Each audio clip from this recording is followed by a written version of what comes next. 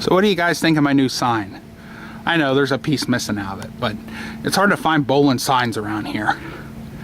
So I thought, I had it for a little while. When I got my 1225 loader, I found that up there. I think I paid $1 for it. So, yeah.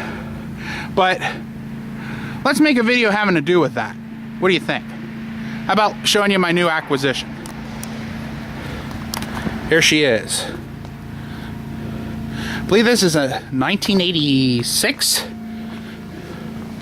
This is a Bolens.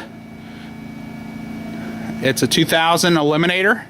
This is the highest model they made in the 5000 series tractors, to the best of my knowledge.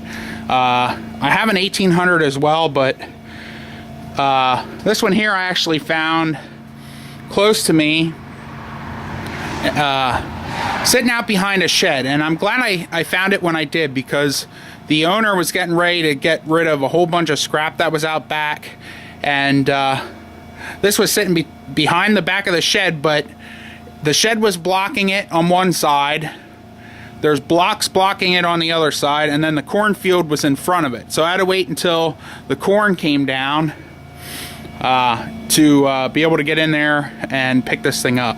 But it's been a couple months now that I've known about it, and yeah, just was able to pick it up. I haven't even cleaned it or anything yet.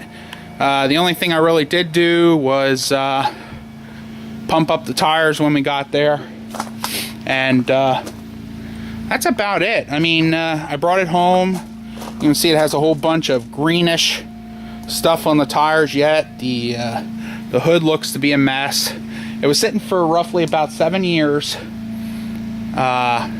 It was semi-covered with a tarp, but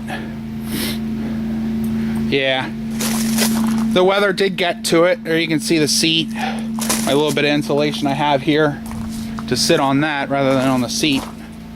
But yeah, so this thing has a 2-speed high and low rear end. My 1800 doesn't have that. It's a single speed. 48-inch deck. And this engine, actually being a Kohler Magnum 20 horsepower, also has a pressure lube system. So it does have an oil filter on there. Accessory oil filter. But yeah, it's for sitting for 7 years, I think what helped this thing and getting this thing running, and not to brag, but it was running before I got it off the trailer the same day I got it. What helped me get it running so quick?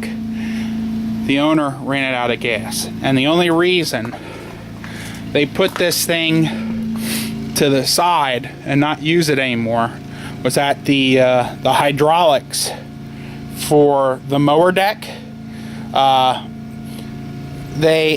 it doesn't leak, but I think internally what's going on is that the seals are worn out in the cylinder, in the hydraulic cylinder, and the mower deck or any other attachment that there may be wouldn't stay in the raised position. So from my understanding, they had a rototiller, a snowplow, and a whole bunch of other attachments for this, and they ended up selling all the attachments off, but just kept the tractor and parked it out back.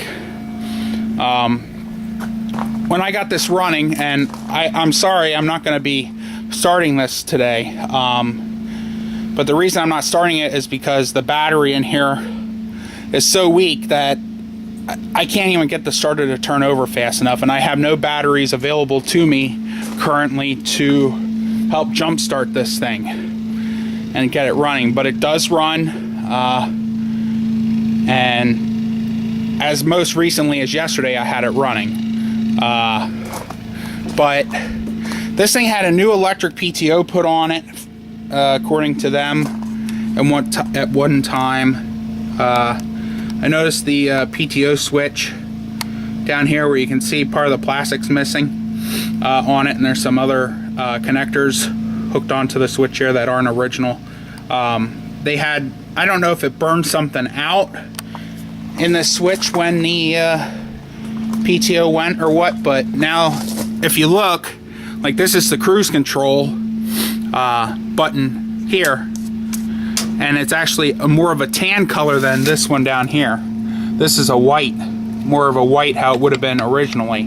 This is a newer switch.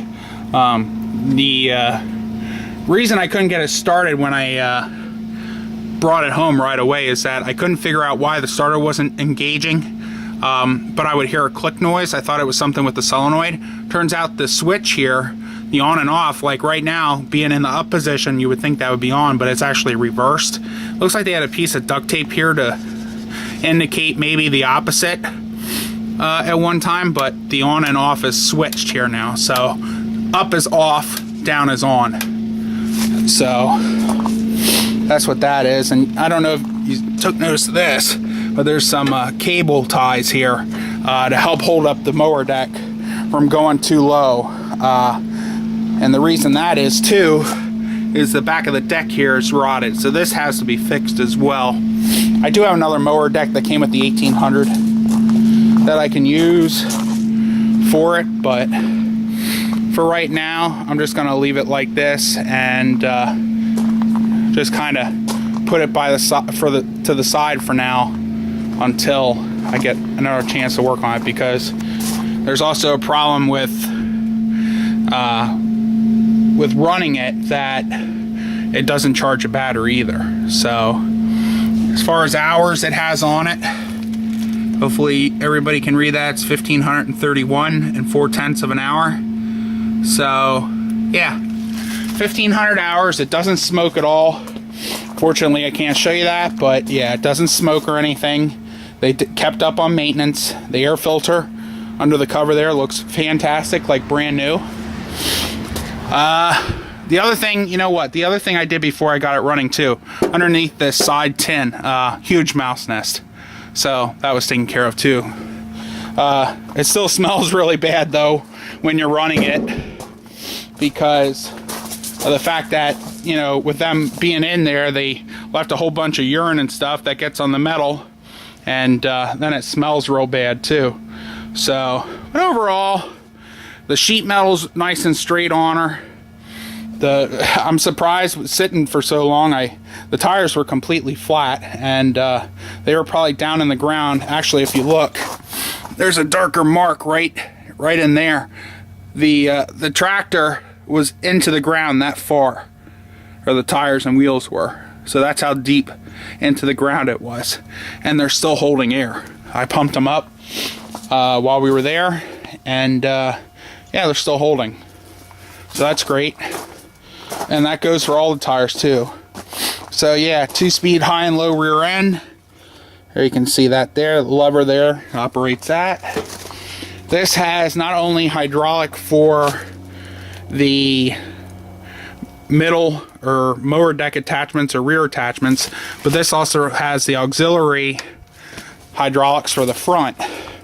So as you can see here, there's two hydraulic lines that run out to the front here that have these plugs in the quick connectors. So if you have a snowplow, snow blower, you have basically the middle hydraulics, or the hydraulic cylinder, moving that up and down, but you also have the front hydraulics then to move the plows and stuff like that and stuff. So you can move if you have side angle or whatever and stuff. So yeah, so there you go, guys. And you guys got a glimpse of the mid 80s Bolens 2000 Eliminator.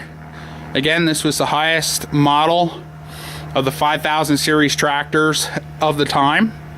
The only other models they had at this time, I think, were possibly the HT23, and I'm not sure if they had the Durtrack series yet.